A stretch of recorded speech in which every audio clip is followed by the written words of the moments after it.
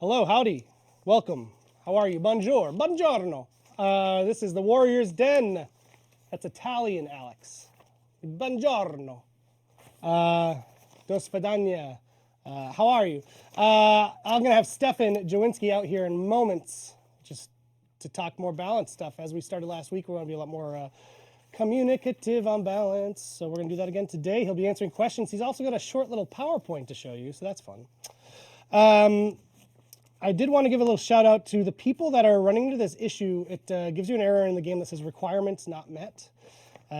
Basically, for some population of our players, they're getting this weird error, and it's not even 100% of the time for some of them, and they can't get into the game. Stefan is even one of them. Steph can't get into his own game right now. So we're working on that right now. We did a little maintenance this morning to see if we could tweak something and fix it. It's still not going, but we're continuing to work on it. So if you're having that problem, stay tuned. We're working on that. So, some quick news before we get Steph. I want to do a little tournament roundup like we do. So let's dive in with the first tournament from For Honor Esports. Open Cup Europe number 15. That's the right one. You did it. So that is a PC 1 versus 1 this Saturday, 7 p.m. CET. Or 1 p.m. Eastern time. Thank you, Kenneth. That's so helpful to have my time zone. Kenneth helped me with these today. That has a €10 prize, apparently.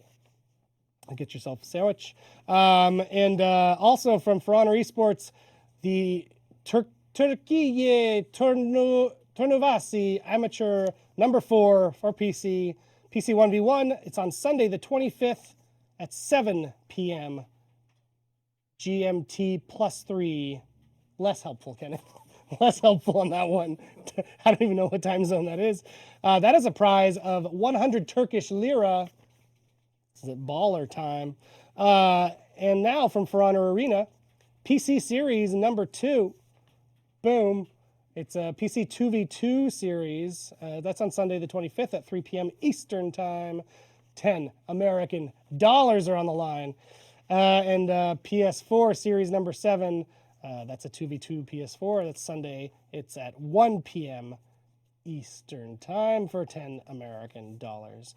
I think the prize pool stuff can still be expanded between now and then. If people want to contribute, they're welcome to. Cool. So that's the world of tournaments as we know it right now. And now happening tomorrow, we have an event order, the Ranked Vanquisher Challenge. Starts on the 23rd, it runs through the 26th. The first faction to have the most ranked matches wins 4 XP boost. Second place gets 3 XP boosts, and third place gets 2 XP boosts. And sale of the week is no joke this week because it is a Black Friday sale. Happy Thanksgiving to my fellow Americans today. If you're actually watching from Thanksgiving with your family, that's terrible. I hope you're not.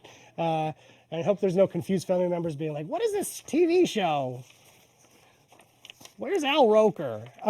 So we're doing a Black Friday sale, as you do at Thanksgiving time. So from now until the 26th, all mask outfits in the game are discounted from 20,000 steel to 13,000 steel. And all executions in the game are 2,000 steel off. So for the ones that some of them are 7,000, they're now 5,000. For the ones that are 5,000, they're now 3,000. That's a pretty dope sale. Get into it right now. And yeah, that goes till the 26th. Content of the week. This week for 7,000 steel, you can get you some elite outfits. We're going to roll a video and then we'll be right back with Stefan from the fight team to talk some fight stuff.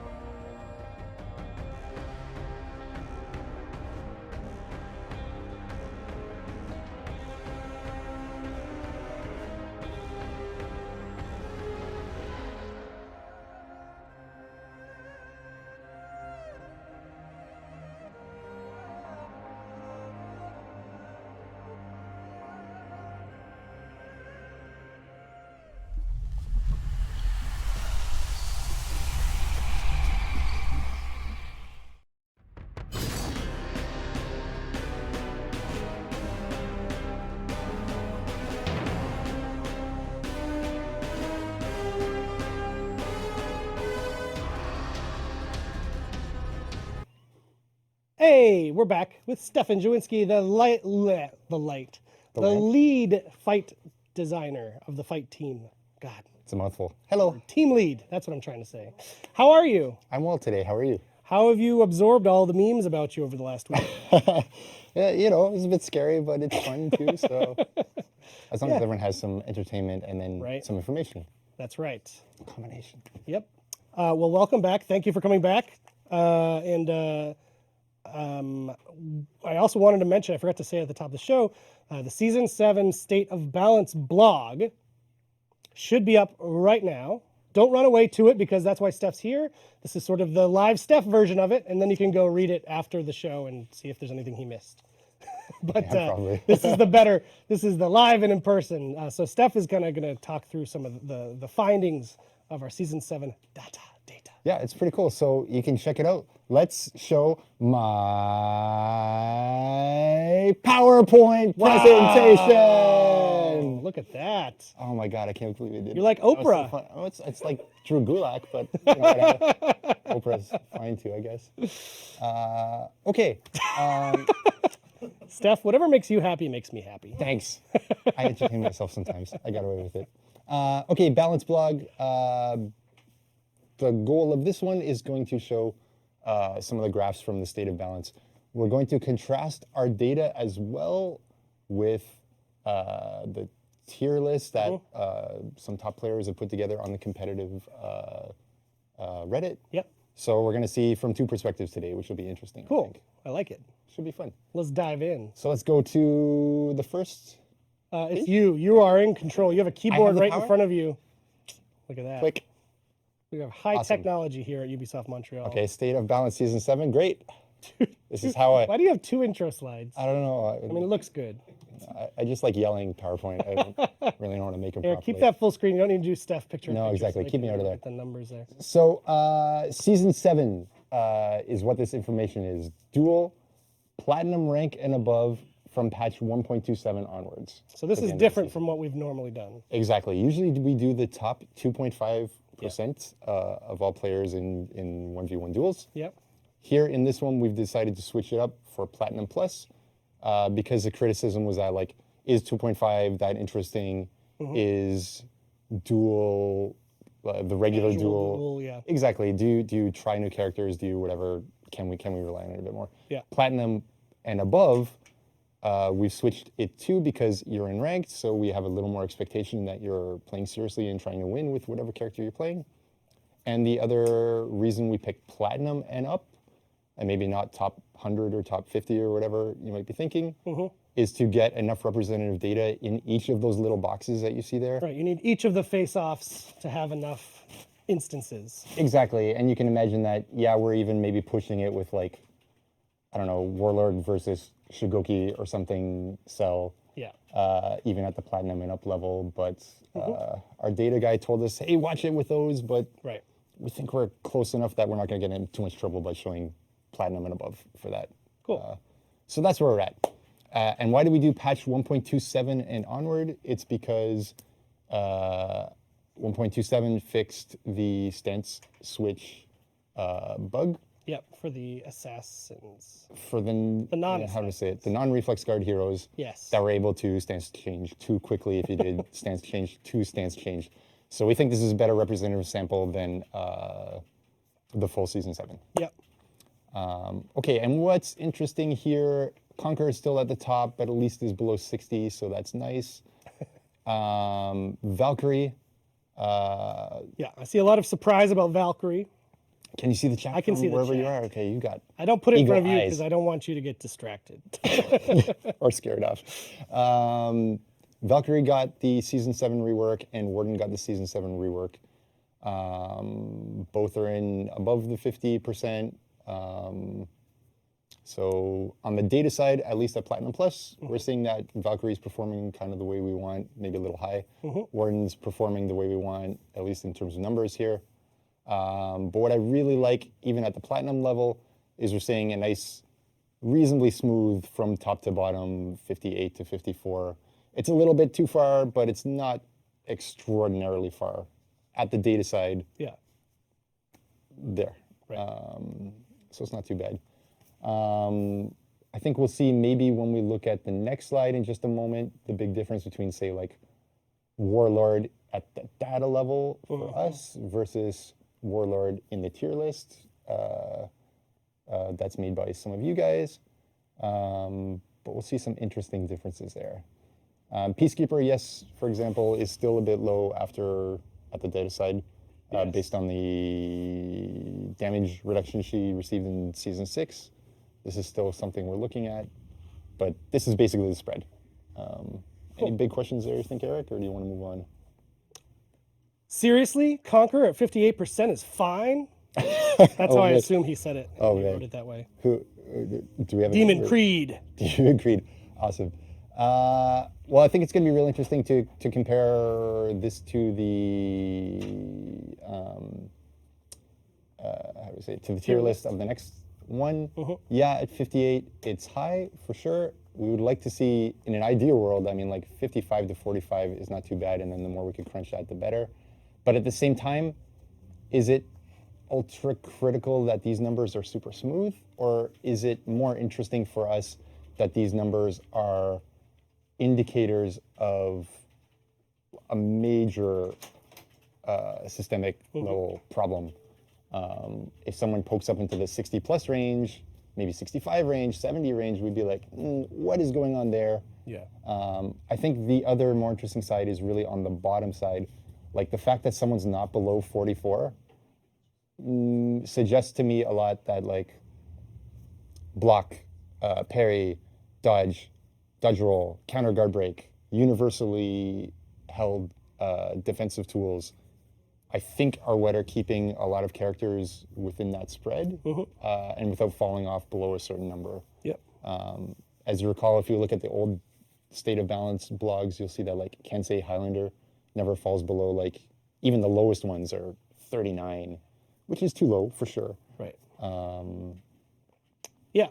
But I think that's more where the like early dangers are than on the other side of things. So I see a lot of overreactions in the chat. We should say, as we say in the blog, data is a single axis of things we look at. Yes, so this is why we think it's critical that We're not, just to interrupt, like people say, well, they only balance on this, they don't listen to feedback. Like, first of all, did you watch last week's show? Second of all, there's a bunch of things that we look at. We want to share the data to be transparent with you to see what the team has on their side, because we can see what you discuss on your side. But everyone just calm down a smidge in the chat. Okay, so I guess this is a big opportunity to contrast this maybe a little bit with the next slide. Yeah. Which is the Competitor for Honor created tier list. So top version is made by Setmix, or maintained by Setmix, at least one of the top players in the world. The old one, you'll see patch 1.18 below, is an older one made by Scorebrand, which is another one of the best players in the world. With feedback from other players, with their insights on who's actually represented in tournaments and blah, blah, blah, all this kind of stuff. This is a little more recent, patch 2.02.1, which is where we're at today. Made by them. This is not made by us. This is not our information. We didn't touch it. We didn't doctor it or whatever. What is it? We didn't rig this list. So what do you see there? Berserker above Conk, above Warlord, above Warden, in S tier, tournament winning variable. I think a lot of that, Berserker with the 400s, Conqueror, yeah, shield bash, but also defensive option selects and this kind of stuff. Warlord, most likely the big difference that you see here and our data, if I just go back real quick, 44% Warlord overall. Third in the top of S tier here. The big difference is out of luck melee, is my understanding, and what I see when I see people playing. This is not happening at the Platinum Plus level, this is not happening at the regular level, but this is happening in people who want to win at the ultra highest level. Right. That's not what we like. We talked about that last week, where we don't want out of luck melee to be rocking the day. You see Shinobi right there at the top of A tier as well. What I like about this list a lot is, especially when you look at it over time, and that's why I've got the patch 1.18 below. You can see if we consider tournament winning viable and still viable but less so, we've got more than half the cast at a reasonable expectation that they could win. And then not viable, but not bad, which maybe we have to get some clarification from these guys on exactly what that means. Like, is there a dream that those guys could win if they if you're very have their good oats at in them? That, Nobushi, yeah, who knows? Or is it just that their kit is close enough to having it, but they just need a bit of a kick, which is maybe the improving offense stuff that we talked about before. Yeah. That could help. That could be a big thing. But if you compare it with the other list below, you can see, what is it, 7 out of 18 at the time as viable. Like, that's super low. And I think what I'm trying to show with this is that if you believe in the dual tier list overall, rather than our data, that's totally fine. But you can see we're heading in the right direction this way. Yep. If you believe in the data rather than the tier list, then the spread is not horrifically bad, whether you go from Warlord versus Conqueror, so bottom to top from the data, or whatever. Yep. So that's why we wanted to show both. Right. It'll be interesting to see which of these do people like better, believe in better? Is there some different data set that you would think would be better? That's why we switched from top 2.5% overall to Platinum Plus. Let us know. I'm really super interested to see, because the important part of this stuff is to share some data that we have with you guys. If more people play ranked, maybe we can bump up the grouping that we use for the ranked data, right? Get in there, play, win. As you said, we did Platinum Plus because we need X number of matches for the data to actually populate every cell and so matchup on, in a meaningful way. Exactly. So let's keep going through here, because maybe it's boring to stare at a PowerPoint for a super long time.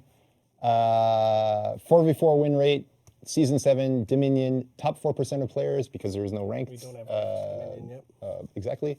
Patch 2.7 onwards, so same data set, basically, or same time frame. Kensei, the top, 54.6, all the way down to Peacekeeper, 43.2. Again, this is pretty good spread. We're at 11%. That's not so bad. It didn't change much from the previous season. Top 5 shuffle around a bit, but it's basically, I think the overall shape of it is more or less the same. So nothing major to discuss in that way, I think. But you see, like, Shugo's way at the bottom, and that kind of feeds into why we're Shigoki, missing. Improvement, Season 9. Yes. There you go. Yes. Okay, re-announced. So everyone's clear, it's happening.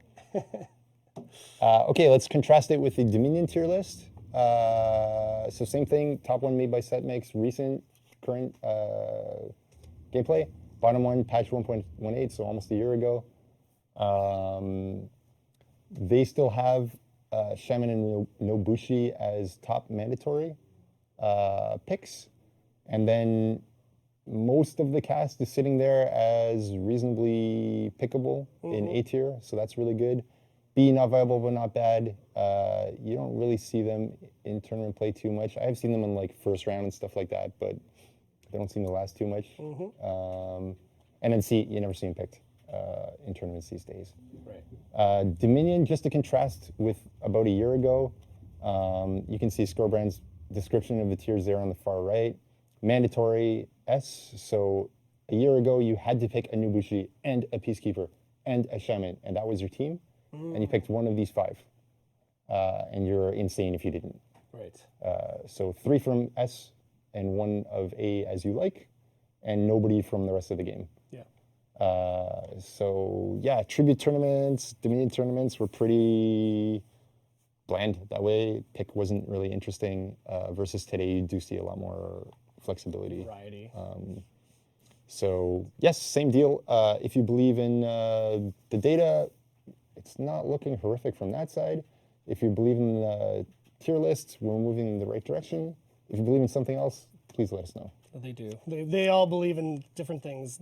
It's a lot of shouting. A lot Awesome. of shouting, not a lot of agreement, even amongst themselves. Perfect. So, you know, that's fighting games. All right. But that's it, I think. Yep. yeah, so that blog you can see right now on ForHonorGame.com. Again, pay close attention to the, like, the addendum that we add to all the different things we look at. We don't only look at the data. We don't balance only on the data. We don't only listen to data. Player feedback is a huge part of it, from different groups too. And tournaments also play a big part of it, because we are trying to look at what the competitive scene is doing with these characters, and that's why we're looking at the tier lists, things like that. We play on the floor, we play at home when our accounts aren't bugged.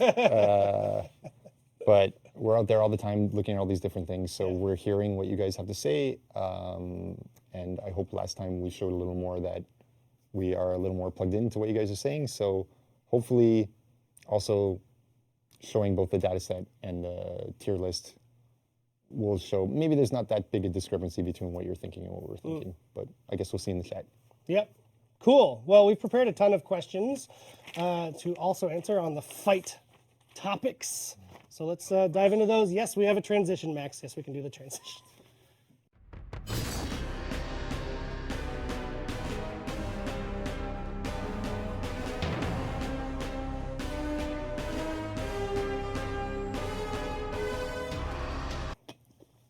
Beautiful. Beautiful transition. I loved it.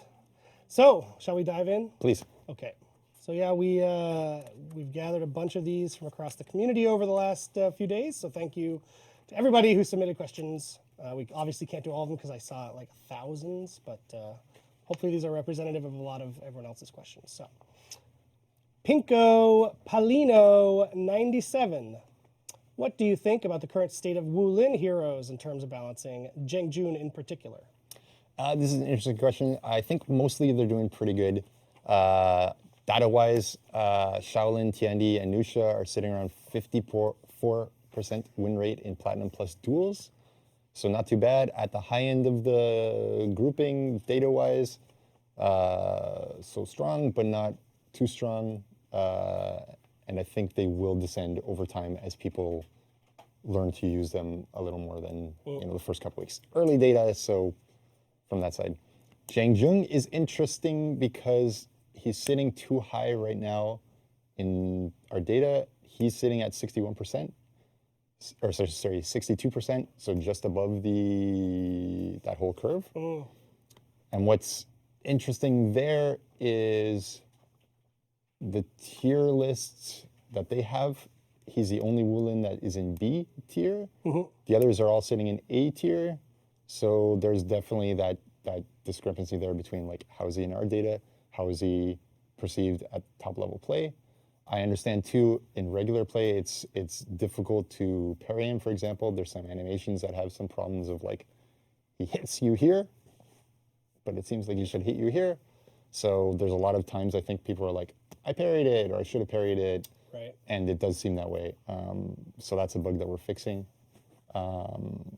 Is damage a little too high on Zhang Jung and or Shaolin? I mean, we buffed it before launch because it was a little too low.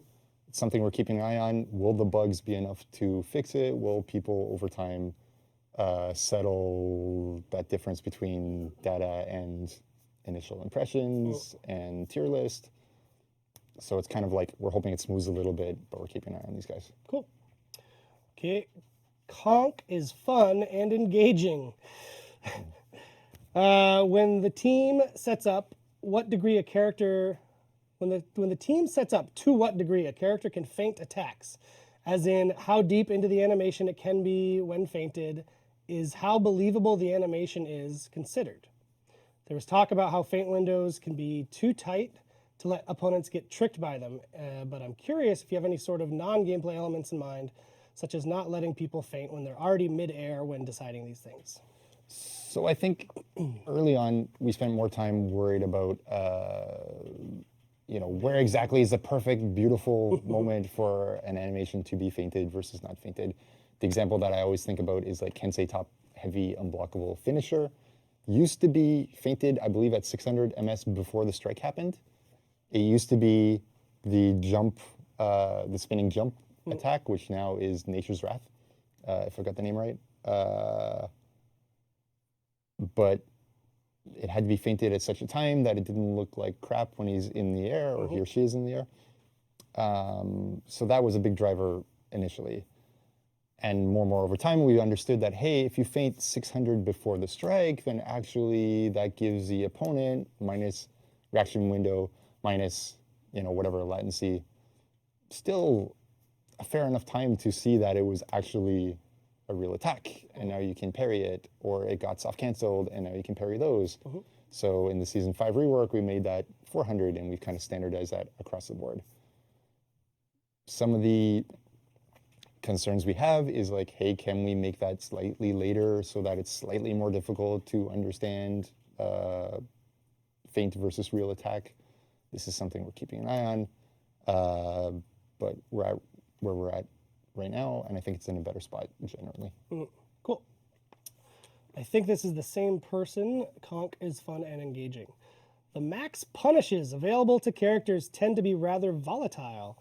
This is not to say they change every patch, but they are some of the things that shift the most when characters are altered, many times without even being mentioned in patch notes. Question is, how intentional is this, and is there a set logic behind it, as it seems rather inconsistent from a player point of view? So I think it's another case of like over time it's become more and more intentional from the gameplay side. Especially new heroes like the Wulin, we try to say, what is their guard break punish? What will their parry punish versus heavy or light be? What will out of stam punishes be?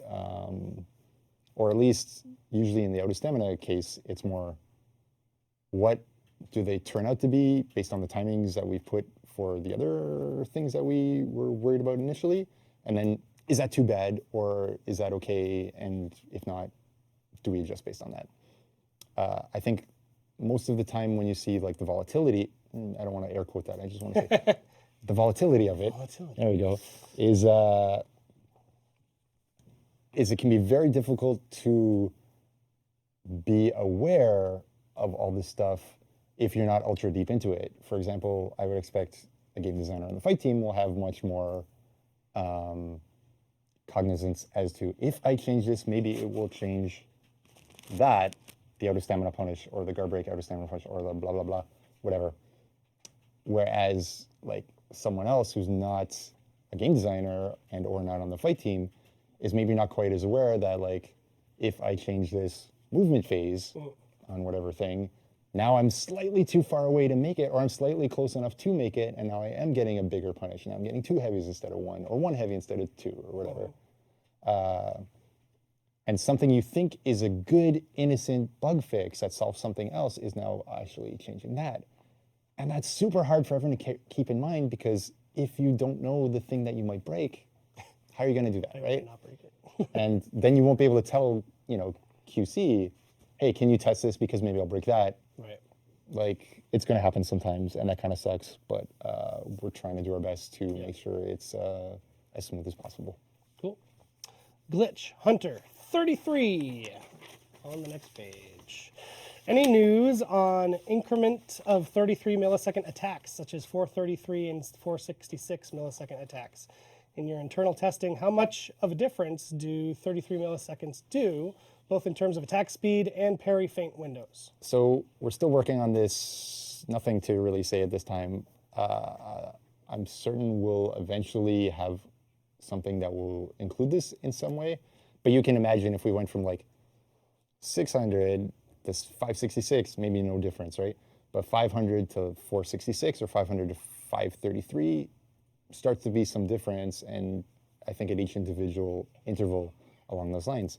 Same on the feint timings. We've had some example tests where instead of 400 from strike back timing to when you're allowed to feint, that would be 366 with, still 100 nothing, still 100 nothing, but a 166 interval where you're allowed to parry.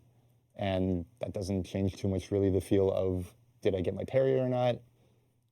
But it makes the feint more and more believable. So this is the kind of stuff we're playing around with. Not there yet, but. Cool. In your last Night Rainy. In your last tech test, you were testing varied MS increments on Raider.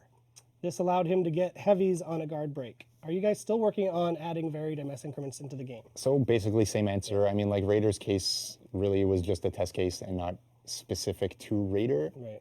But as we saw that like nothing horrifically blew up in the game because of it, you know, it allows us to continue to work down that path to understand, will it do what we're expecting at certain different attack or feint or whatever timings. For me, honestly, I feel it's promising, but there's a lot of work still to be done. Cool. Same person, Knight Remy. In one of your tech tests, big fan of our tech tests apparently, there were some changes regarding stamina damaging attacks. Specifically, constant stamina drain moves had no effect on out of stamina targets. You guys claim this was part of a bigger stamina system change. Is this still being worked on? Again, still a work in progress. Honestly, it's a little less priority than other topics at the moment. Certain things make it bubble up and bubble down as we go. But I mean, I think the general feeling of like, hey, when I'm out of stamina and I get hit, I either no longer drain or it just pauses or it doesn't pause even or whatever. It's a big pain point for a lot of regular players and players on the floor, development team members who come to my desk and let me hear about it. So I think You have a fun job, Steph. I like it. I like it. I have fun actually. Cool. Nusha's traps. Oh, this is still Night Ramy. This guy asked a lot of questions. I'm sorry. Nusha's traps are not guessing games because they have such long recovery times after a whiff. Is it possible to reduce the recovery time on her traps so only well-timed light attacks can beat her trap attempt? I mean, that could be one way of doing it. Basically, it wraps into the same 33 MS stuff that we were talking about just a moment ago, and improving offense and reduction of reaction windows and stuff like that. The angle that I think would be most successful would be the trap itself is 400 again, right? It's same as like a feint to the hit timing is 400. If that could feel less or be less, or maybe some combination of both, then that could become, rather than a reaction, back to the prediction side of things, and I think that would make it much more successful. Would it have to be nerfed in terms of damage? Almost certainly, but I think that's a place that would be most successful and actually most interesting as the mind game that it's trying to be, rather than a like, oh, you missed it and therefore you don't get punished. It's, no, she asks a question of, is it real heavy, is it feint, is it trap?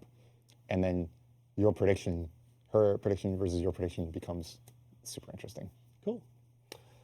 The next couple are kind of general questions that a lot of people have asked, so it doesn't have a specific attribute because lots of you have asked it. So, will there be more use of test servers for testing some balance changes or general changes to the game? I'm going to answer this one because I wanted to know the same thing. So I've talked to a lot of folks on the team. It's something that it seems like everyone wants to do, like when we're looking in the 2019 space. It's actively being discussed right now, meaning it's not just going to happen tomorrow. For example, we're not going to have one for Shigoki like you're talking about. Sure. Christmas is a big looming thing that's on the horizon. So production planning is really the main topic when we talk about doing these, whether it's a test server or a test environment or whatever. It's all being actively discussed. But so we don't have a plan to present or anything, but I did want you to know that this is a thing on everyone's radar that I think seems like most of us all want to do. So we just have to find a way to make it work that doesn't then sacrifice the efficiency of the teams and slow them down further. So stay tuned on that one. This one's for you, Steph.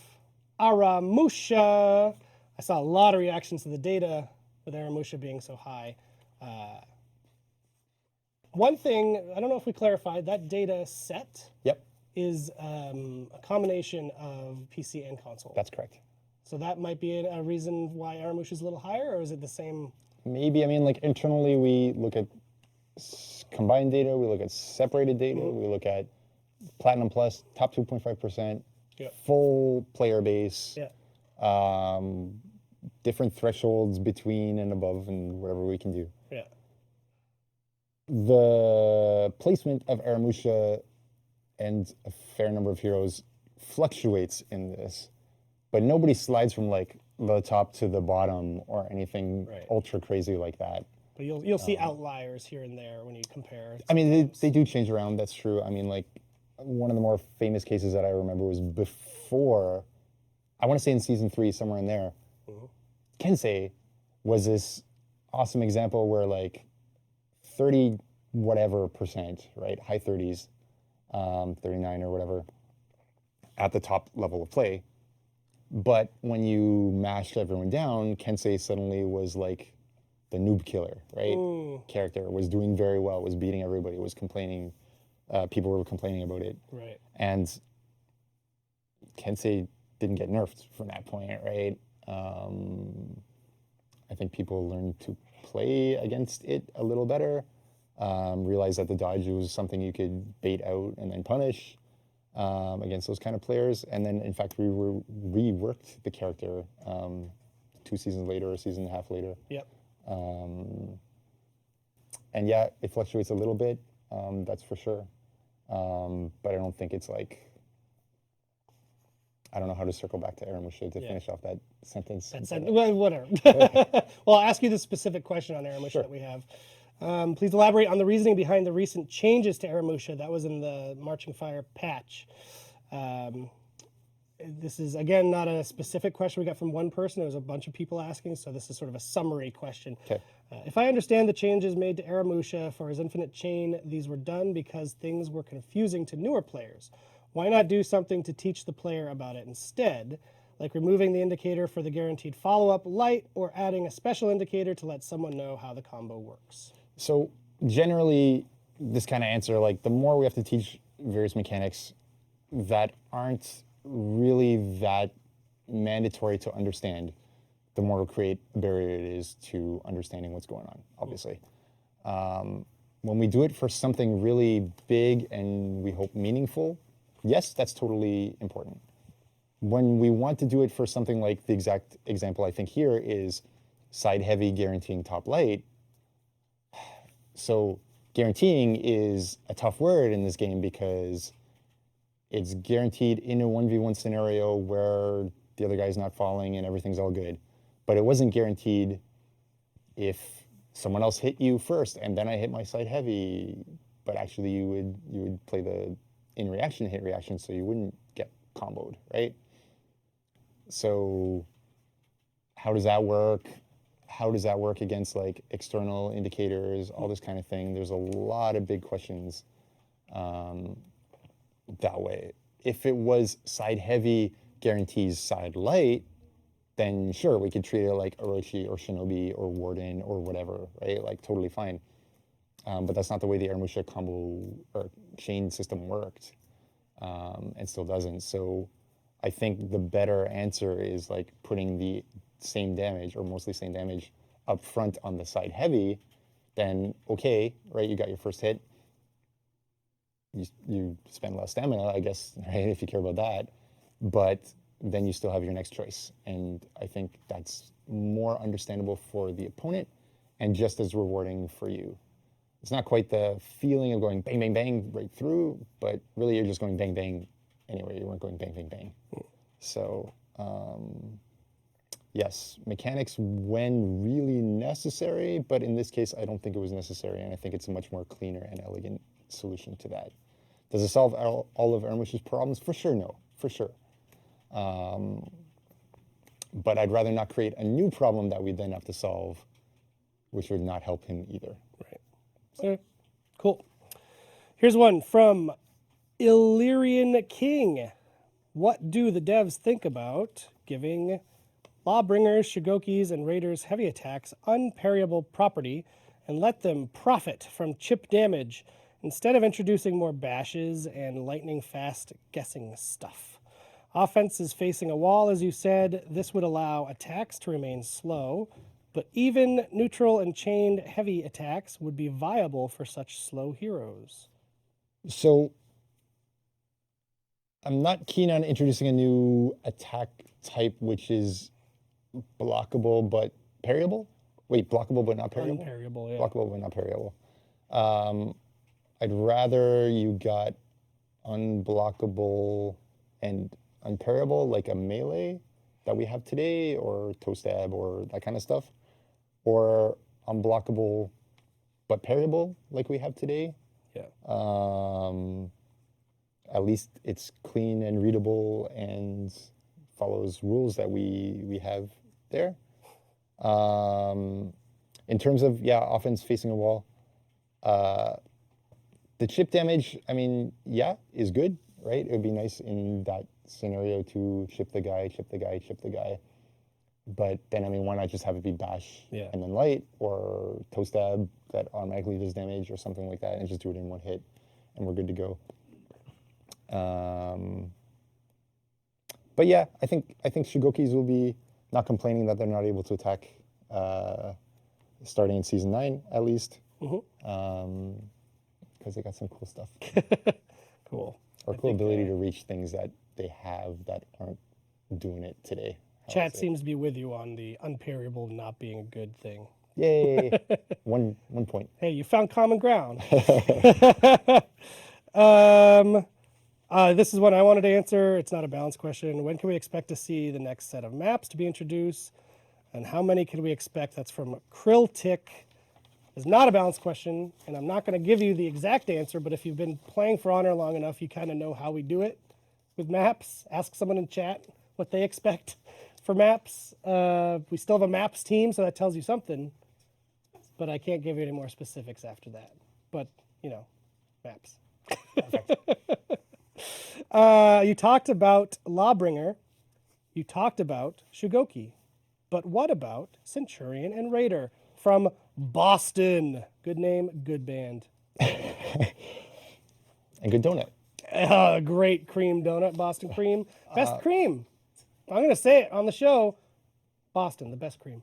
Go on. There we go. So we talked about Shugoki Season 9. That's coming.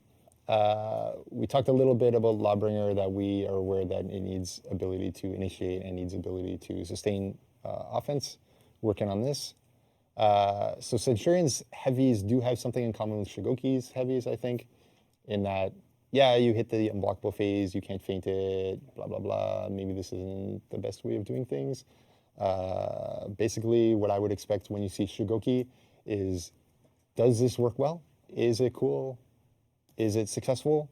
If so, Centurion players will be keeping a friggin' close eye on this as well, because they work basically the same way on live now. Yeah. They could work the same way in the future, but Shugoki is going to try it out, I think. Shugoki leads the way. Exactly. With that speed, come on. About Raider? Did you Raider. What do I want to say about Raider? What do you want to say? Light chain is not really happening these days on Raider. You don't quite make it through the heavy. It's very much an attack followed by unblockable zone attack. Yeah. The big one. That's not the best right now, so we don't like that. It's pretty hard in duels and so on. At the same time, I think Raider is now a little better off with the introduction of Breach. I think there's some stuff that Raider is succeeding at that others aren't succeeding at. Right. I'm not saying that that's the only place where you should be playing Raider, obviously, but at least there's a place for Raiders on viable teams right now. And what I would Pikemen and such. Yeah, I mean, like doing your job in Breach and so on is cool. So I would like to see, in an ideal world, everybody to be viable at least somewhere. Yeah. And then try to get everyone to be a little more viable in different modes and stuff. Great. Okay. From Ragnarok 666 321. Not just 666, it's 666 321. Will Warlord get some love? That's a full question. Okay, so you saw the interesting data versus tier list stuff there. The big difference that we saw, I think, is that Warlord Sprint Melee is too good in duels, too useful in duels. We don't want that to be the way that you play Warlord in duel. We want you to be doing your lock combat stuff. Yeah, is it going to be a little headbutt focused? Can we put you more on the chain than we are right now? That would be the hope. Can we nerf Sprint Melee? to make that less viable.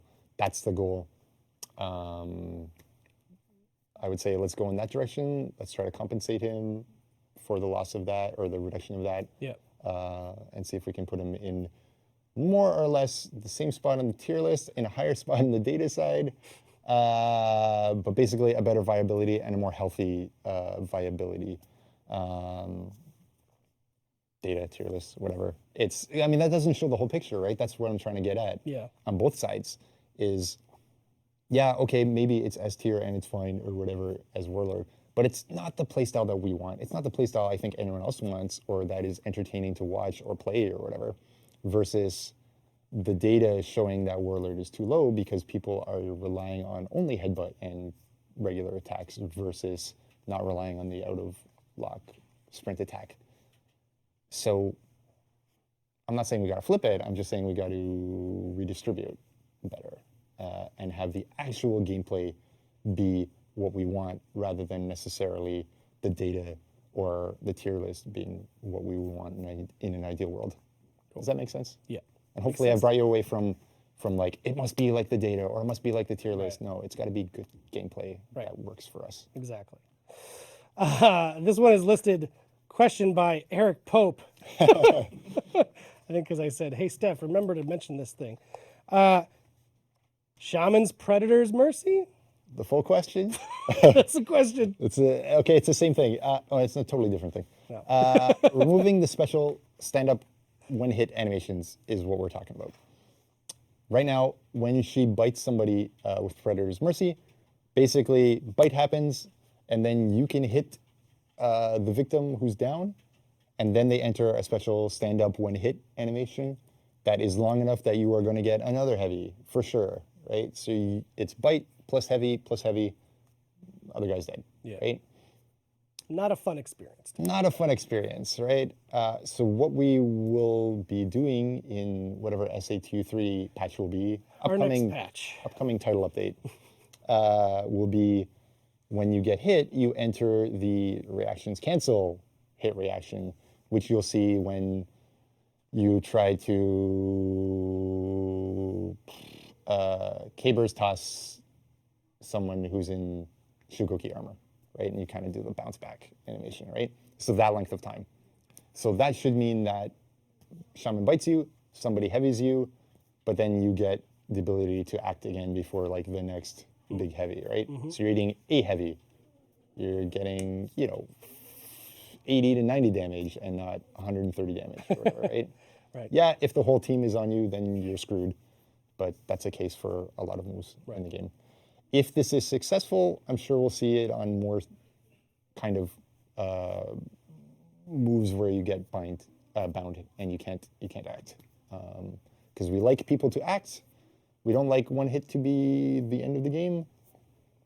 And we think we're finally going to figure out a good solution for nerfing this. Cool. All right. Where are we at? Aha! This was, the Filthy Spaniard wrote an amazingly detailed question post. Like, I want to say 50 questions. I feel like we should fly him here and have you just sit in a room with him. Sounds fine. I also don't like saying his name, so I'm not going to say it again. But very good post. All right, so we wanted to at least answer a couple of them here while we have you. In 4v4 modes, specific coordinated ganks revolving around CC moves have come to dominate the meta, such as Shaman's Bite and Lawbringer's Impale into Long Arm. These moves can often allow two players to outright kill a single opponent in one combo. Is a gank meta something that the fight team wants to address at all? So, I mean, Shaman's Bite we just talked about is being nerfed in the next major title update. Shugoki's Hug is another one that we're basically wanting to do as well. It's the same system. Once you're hugged, it's heavy until you die. Not big fans of that. Should this be the same for some number of other moves? Maybe Lawbringer Flip, maybe Shinobi. Yeah, I can't remember what it's called either. But Sickle Rain, these kind of things. If yes, I think that'd be great. I think it would make a lot of sense. Should it go as far as even other moves like throws, which have super armor right now? That's starting to get a little more of a question mark. So let's start with bite. Let's see what happens with hug, and then we'll slowly move our way forward, depending on how that goes. Cool. Another one from the Spaniard. A stamina issue, particularly with duels at high levels, is the ease at which a player can sprint away from their opponent and quickly regen all their stamina back. This can also be an issue in team modes where faster characters can easily disengage and escape unfavorable fights. Are there any plans to change stamina recovery after unlocking or while sprinting to address this issue? So I think the core problem there is how easy it is to generally disengage, either with like dodge roll or unlock run or whatever.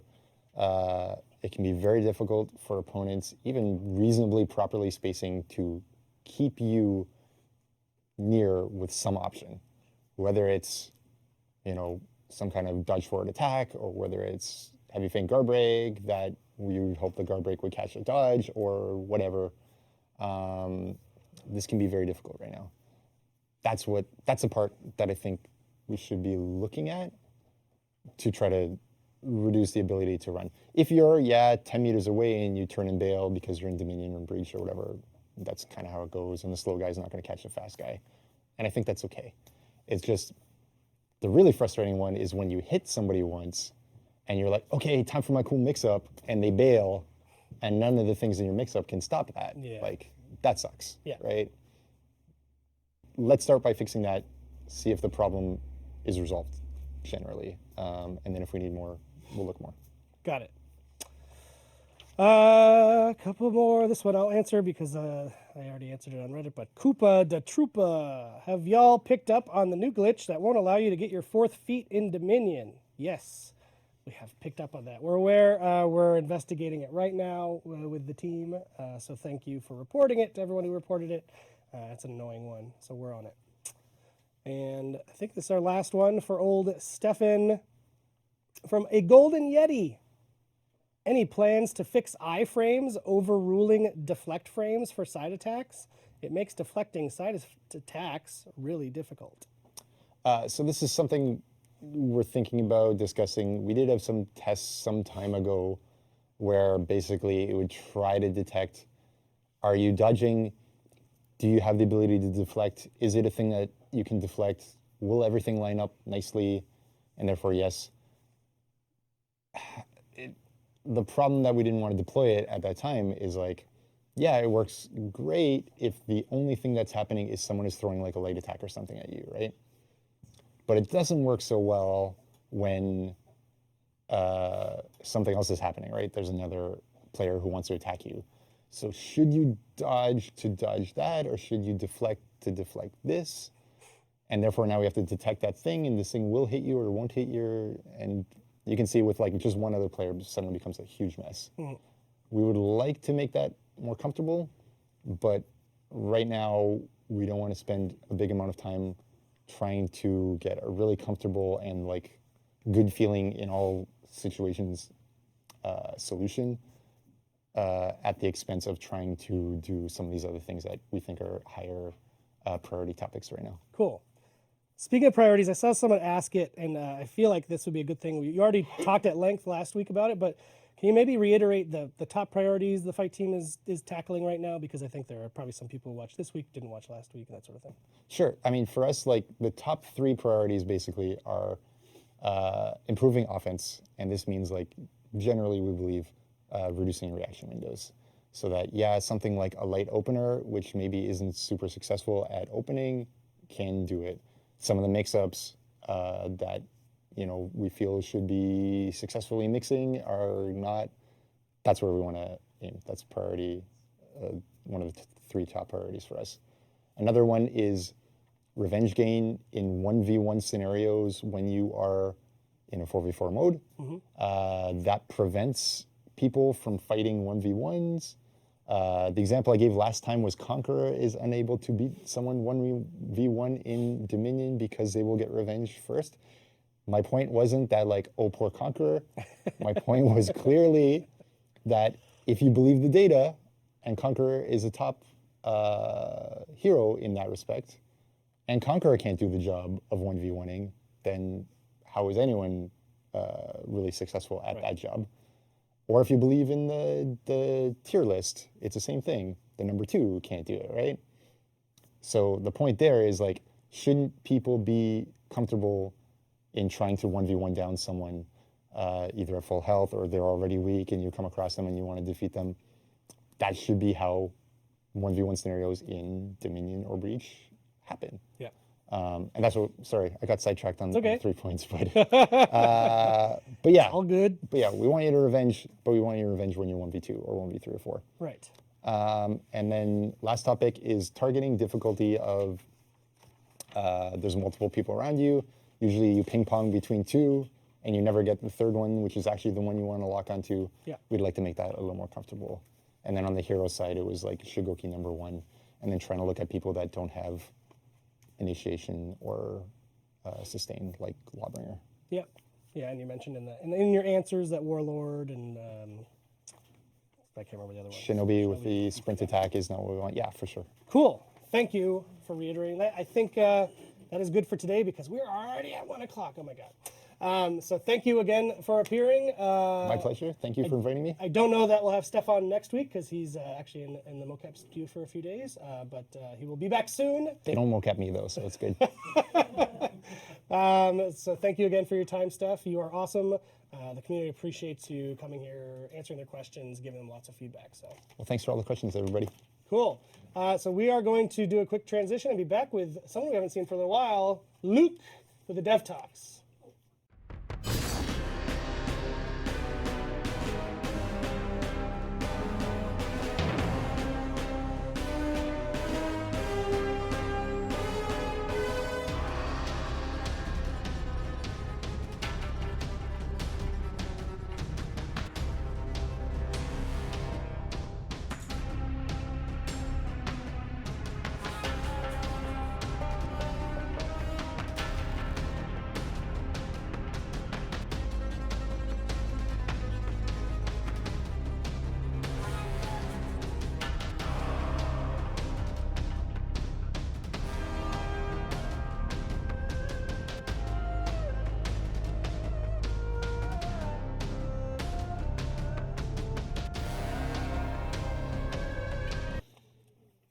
All right, we are back with Mr. Luke Duchesne. Hello, Welcome. Mr. Pope. You don't. I asked for Luke. I don't know who this guy is. Who's this guy? I'm Luke. But actually, yeah, it's like I think the last time I came here to do a dev talk, it's I said we shot those like months and months ago. Mm-hmm. So this morning I was watching it and I was like, holy shit!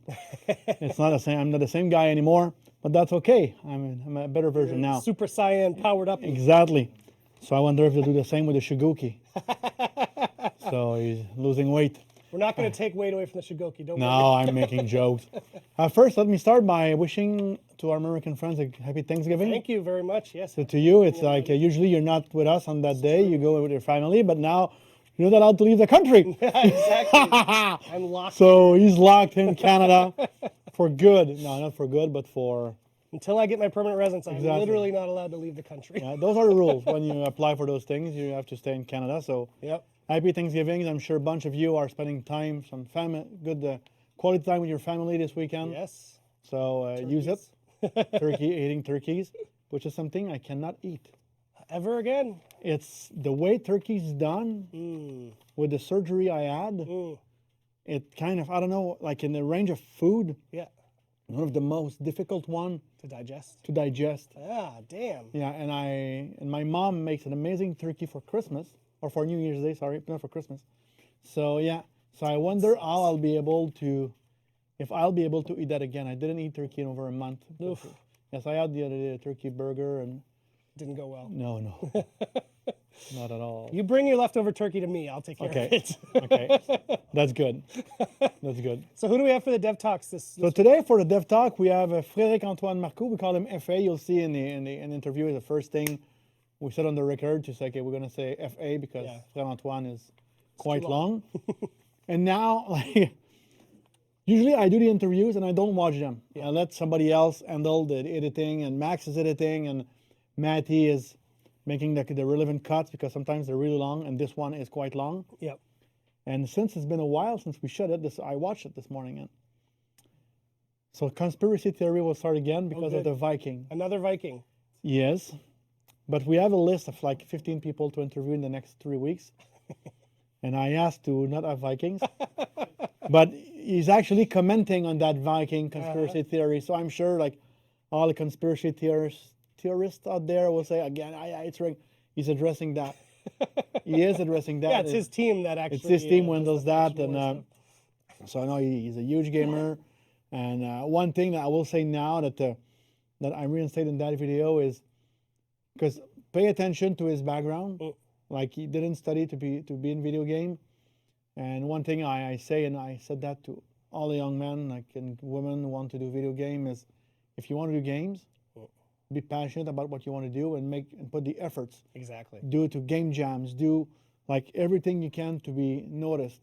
And I have a bunch of people in the studio here who did that. I know we have some member of our community who are huge gamers who want to work in the gaming industry. I think about Jesse from the Netherlands who came to our meetup at Gamescom this summer. He was starting to study in game design, what I recall. So it's and other people as well. I know there's no single path in. There There's is no lots single of path. different ways to get in. Exactly. So if you're looking for the single path, well, Yeah. it will be difficult for you. Yeah, unless maybe for programming it's a little more straightforward. Exactly. Programming, or if you go in game design, it's cool. Yeah. But then you can do game design in Mattel and do board games, Yeah, true. which is all nice. Yep. But anyway, Cool. so let's take a look. This one is quite long, quite interesting. He's an interesting guy. Yeah, he is, and it's long because he's loud. And He's a loud chatty. guy too. Yeah. He's chatty, and he talks about you. Oh, great. You see. Excellent. I'll see. I haven't watched it yet myself. So, all right, let's check out the Dev Talks with FA.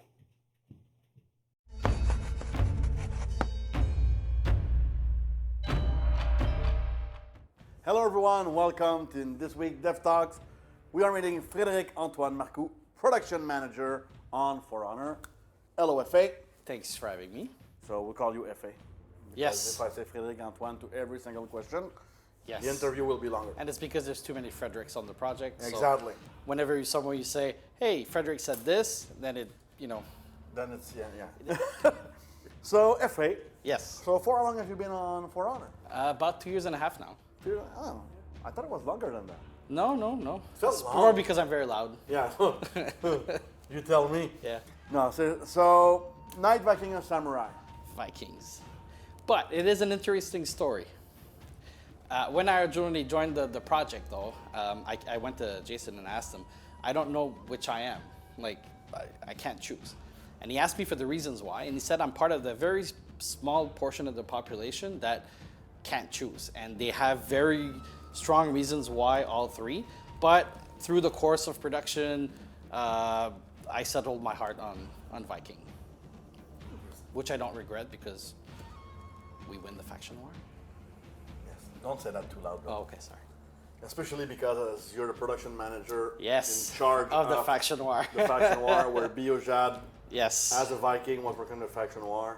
If I'm not Yes. mistaken, Mariana is working on that. Yes. She's a Viking And the as main well. programmer, Elise, on that, as well as on the presentation team, they're all Vikings as well. So there is no conspiracy. No, none at all. It's just what happened. Yes, Demi has actually asked us to look through the data and see, why are the Vikings winning so much. We've been dragging this on. We can't find out why. That's good. So, production manager. So what does a production? We've seen on the show associate producer, designers, animators, a bunch of different jobs on the project. But what does a production manager do? Okay. So I'm in charge of what we call the player engagement team, which has a whole bunch of topics. So I work with very talented developers, programmers, designers, testers, and our role is to develop features around progression, the faction noir, for example. Some of the new features that we brought in, like the visual collection, comes from our team. And my role specifically is to look at the planning, establish the priorities with the direction. So I work very closely with Damien, with our associate producers, with all the director team, yourself, and see what are the things that we need to tackle, which are the features that are most prioritized, most important for our players, for the game as a whole, and then my role is to make sure that that happens, basically. So I'm more of a on the floor with the. Okay. And what kind of background do you have? Because it is not like if I compare with an animator, for example, Yes. or programmers where it's super technical, your job seems to be more like management style. Yes. So what kind of background do you have? I have a background in management, Okay. so I studied at HSC, which is a business school. That's where we know each other from, actually. Same, yeah. But I actually worked in recruitment before. So my entry into the game industry was through recruitment. So I worked at 2 other studios before joining Ubisoft Okay. 5 years ago. And that was kind of my entryway into... Okay, so you worked in other studios before Yes. Ubisoft. Okay. Yes. And you were doing recruitment there. Yes. And at Ubisoft, you joined in recruitment. No, I joined in the technical group. Okay. More in the communication side. Okay. And then moved on to production management. Interesting. You see, there's again. Yeah. I think I said that in every interviews I've been doing so far on Dev Talks. There's not one single path Yeah, there's... to get into video And games. I wish that back when I was younger that there was actually more schools and programs that offered this, because I had to kind of, wiggle my way in a way, whereas I didn't have there was no formal path to say, hey, this is where you want to go. I knew I wanted to go there, but it was... So working in video games was your objective? as a kid, yes. Okay. And I'm curious because when you're a kid and you want to work in gaming, and despite that you decided to go in management. So like you didn't try to go as Because an artist because or- I didn't think there would be any in French we would say débouché. There was any paths, jobs available? Yeah, any jobs available for that. It was just very early in the whole industry. For me, it was always something that was very interesting. That was very.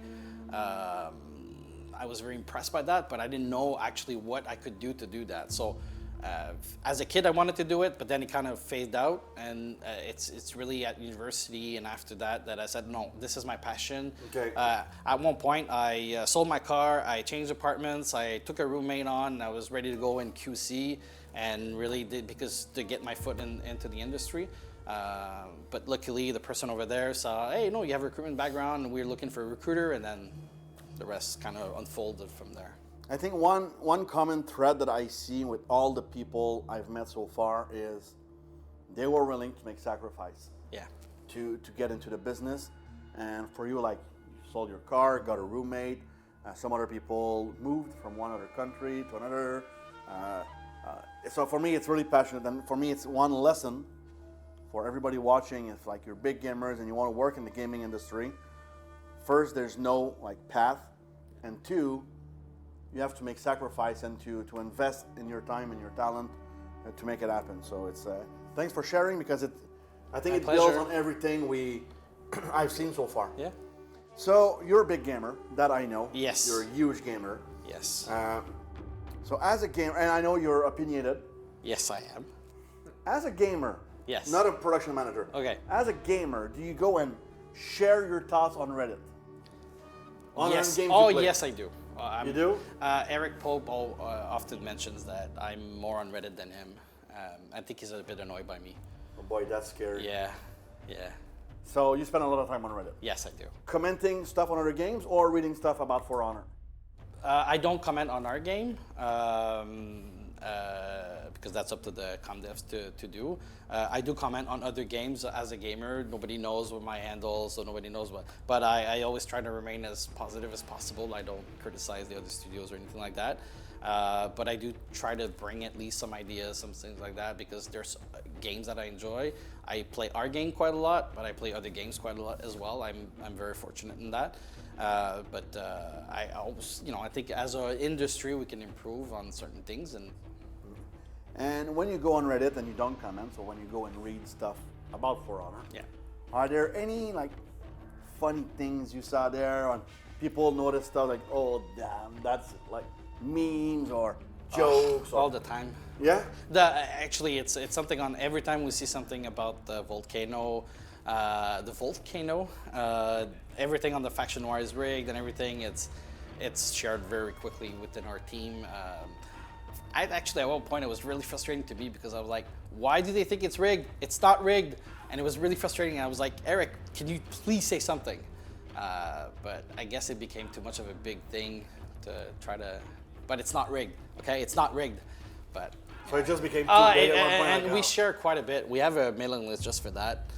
All the fun stuff, the memes, the videos. I mean, I remember, it's from funny memes like today with Damien's birthday, and then other times. Is there one for Damien's birthday? Yeah, it's awesome. Happy birthday, Dada Man.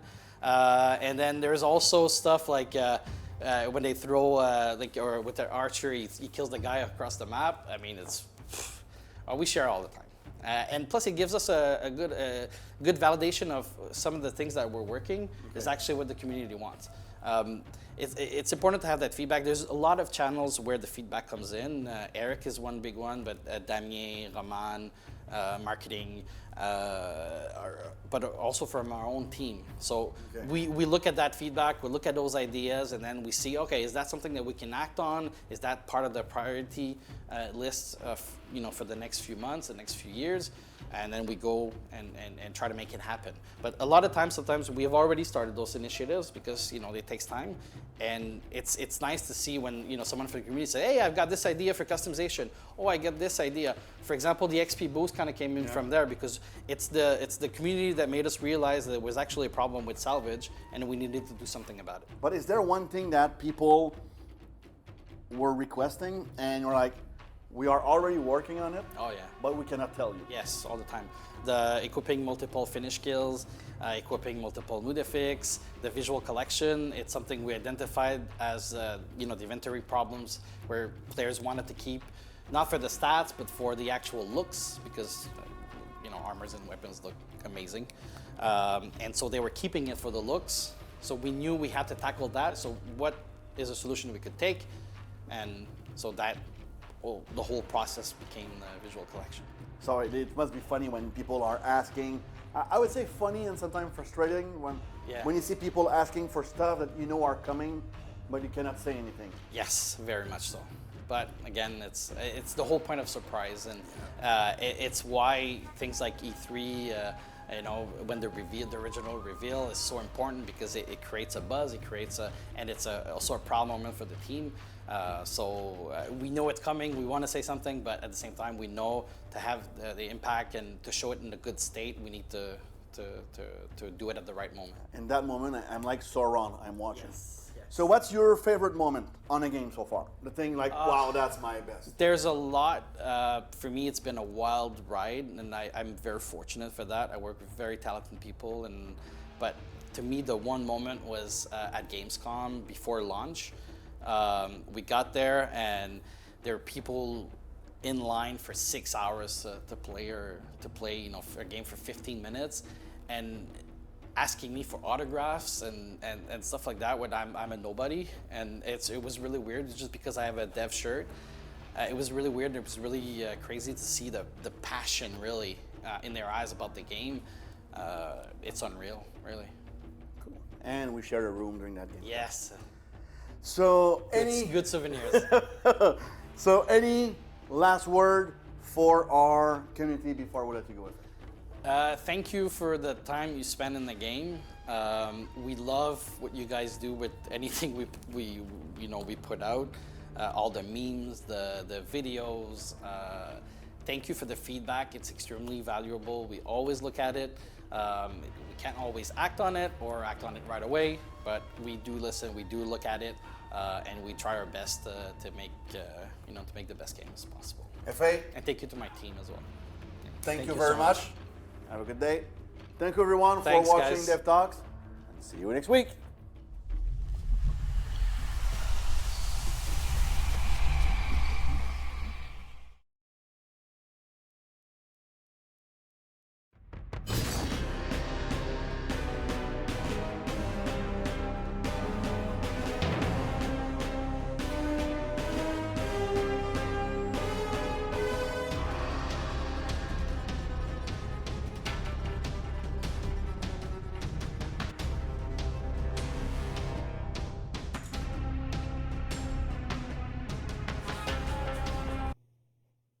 Hey, you've definitely changed. I did. And if anybody knows the difference. Amazing. All right. Max wants to do a side-by-side comparison. Well, Max has lots of ideas, as you know. So let's jump into community corner. If you've never seen it before, this is where we show clips from the community. Usually we grab them from Reddit, YouTube, all that. So if you have a fun clip, post it up, or it doesn't have to be fun. It could be good gameplay, anything like that. Post it on Reddit, and the good ones always float to the surface. Yeah. All right, so let's. Okay, Max is very excited about the reaction cam this week. So Luke, you're going to be on camera while we're watching these videos, is what he's saying. Luke's like, what? Are you fucking with me? Usually I answer emails. I know. And this is Max has hatched a plan. He thinks. So I have to stay focused at all time. He thinks. I try not to move. He thinks it will be fun for our viewers if they see us react to the videos we're watching. So let's see how it goes. You tell us if this works for you. All right, video number 1. From Dream Transition, It's a Trap.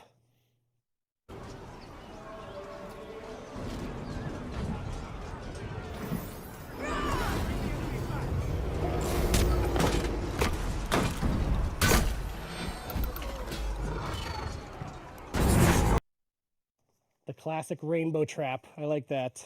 Most of our clips this week are very short, like The that. rainbow trap. Yeah. Try it. Here, I'll let you do this one because I can't say it either. I was about to say something very mean.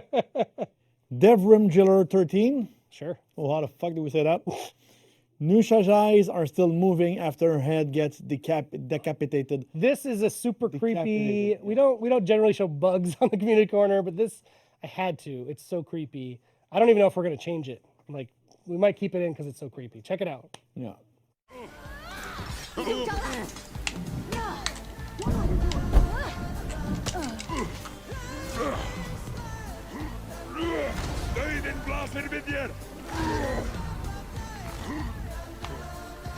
Victory!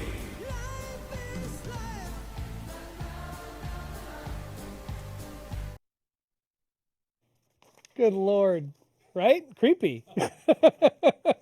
I'm shocked. All right, from C. Sendo to probably the most unlikely occurrence in this game, a double tie.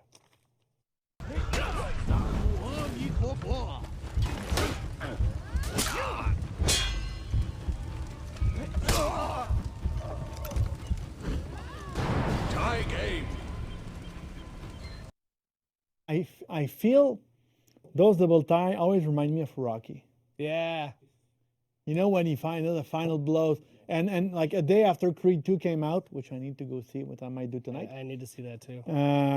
Still haven't seen Bohemian Rhapsody, by the way. Same.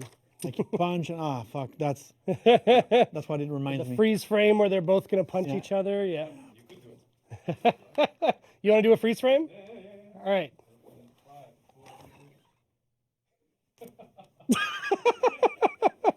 Wow, good job, Max. Nice. Okay, can we go back to Clearly, I don't know how to throw a punch, by the way. I don't know what this was. Yeah. Okay, moving along. Tiny with no chance. When you and your boy have the same idea. Don't forget, there's a reaction cam. Oh yeah. Aim for the bushes.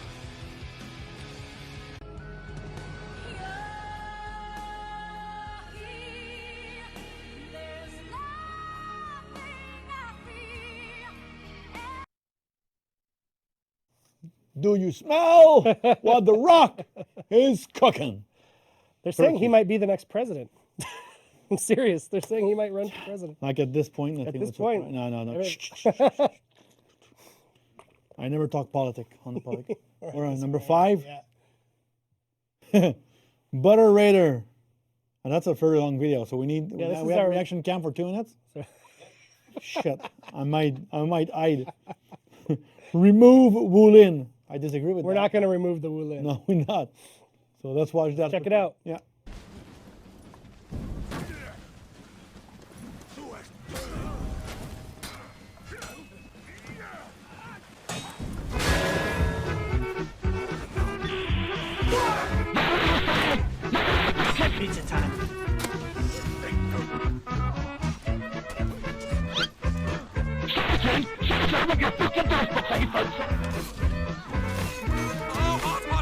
Hot, hot, hot, hot, hot, hot, hot.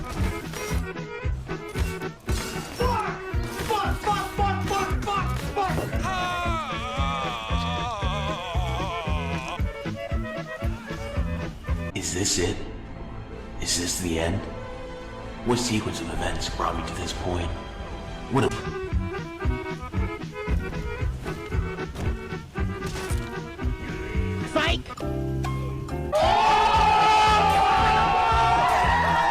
Is this it?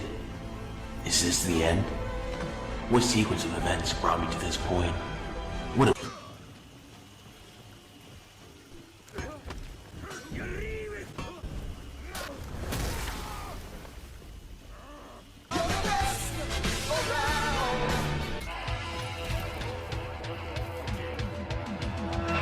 Try to be best, cause you're only a man, and a man's got to learn to take it.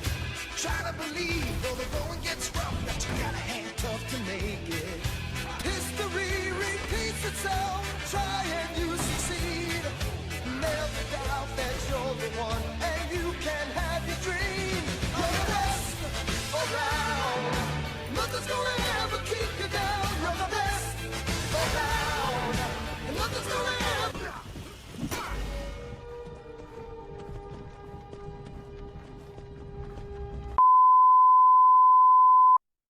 Awesome.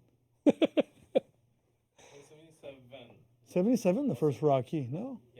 Yeah, we're talking about Rocky. I think it's 1977. That's 41 years ago. Oof. I was born.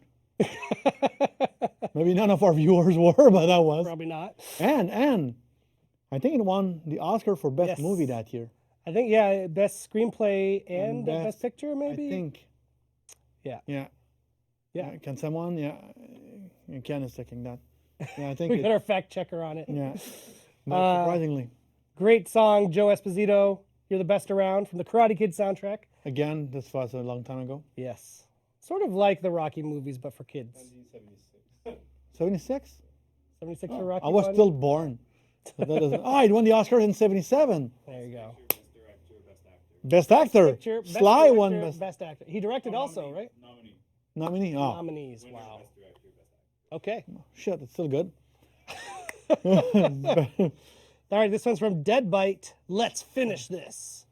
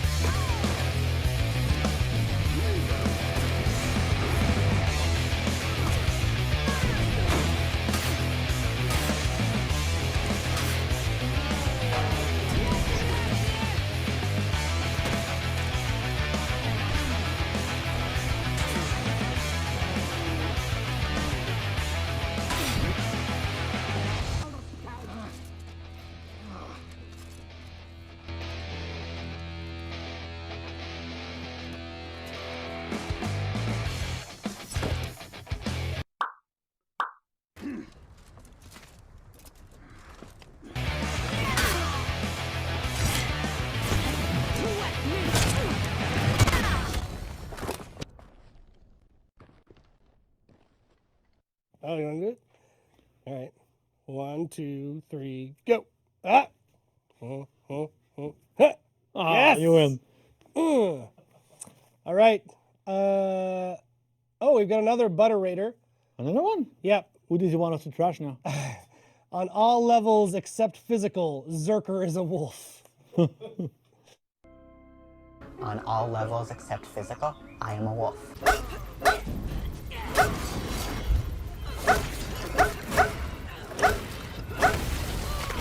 You captured Butter Raider, good stuff. Yeah. And the next one, a very short video. The remaining one are Yeah, very they're short. all very short from here on out. Yeah, it's Long Dong of the Law 00. Jang Jun Celebration Swagger.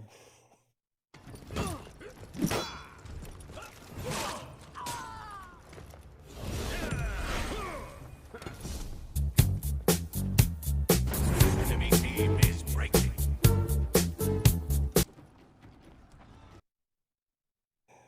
Beautiful. Love Beautiful. that. Love that. So this one doesn't have sound for some reason. Always use sound with your videos. We don't like not video. This way I need to do sound effect. Doggo the dog is the dog. That's the username. Doggo the dog is the dog. Nerf Shigoki. Let's see why. See why we should be nerfing the Shigoki here. Oh yeah, this one. This one's good stuff. Just ran through, knocked those orange guys right off. Excellent. We're not going to nerf that. I can relate to that. I don't think. I hope not. Cannot do that anymore. All right, this one. This is a great one. Master James 44, Drop It compilation for Honor Edition, short meme number 8. It's very good.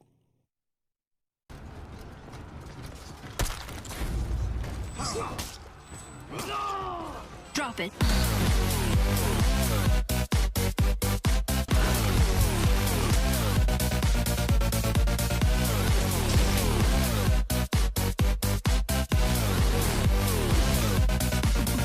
Yeah.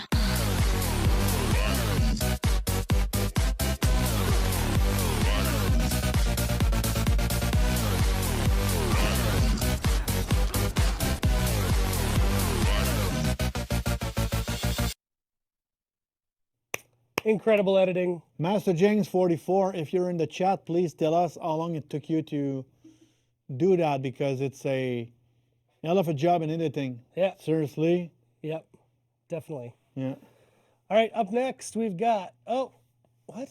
Long Dong of the Law again. Oh, it's Long Dong of the Law again, but for some reason someone wrote it with weird like capitals. Yeah, just to mess with you. Oh, I wanted him to be here to see this one. He hasn't seen it. Based Stefan absolutely destroys casuals with facts and logic. I know there's a bunch of people who talk about light spam, but please watch those tournaments. If you believe light spam is amazing and unstoppable and whoever attacks first is going to win, please enter one of these tournaments and win it and then tell me I'm wrong. But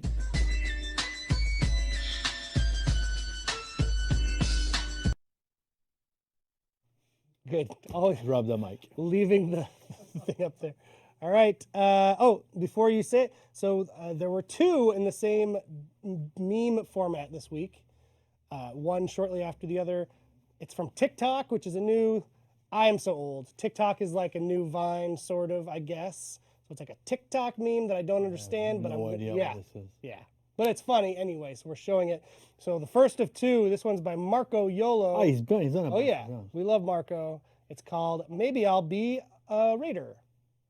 Maybe I'll be Raider. I'm already Raider. What about Lawbringer? I'm already Lawbringer. I'll be Shugoki. Nerf Shigoki. You're right, so Tiandi. I wanna be Tiandi. I guess I'll be Orochi. I'm already Orochi. Then I'll be Valkyrie. I already chose Valkyrie. I have an idea. What's your idea? You should be.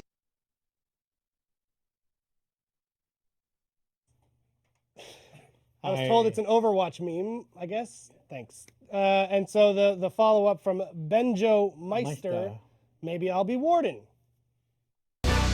Warden. I'm already Warden. What about Shoreman? I'm already Shoreman. I'll be Shugoki. Nerf. Shugoki. You're right. Lawbringer. I wanna be Lawbringer. I guess I'll be Raider. I'm already Raider. Then I'll be Kensai. I already chose Kensai. I have an idea. What's your idea? You should uninstall Brawl.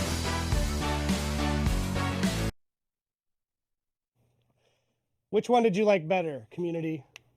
They're both great. But yeah, sorry I'm not always, we're old.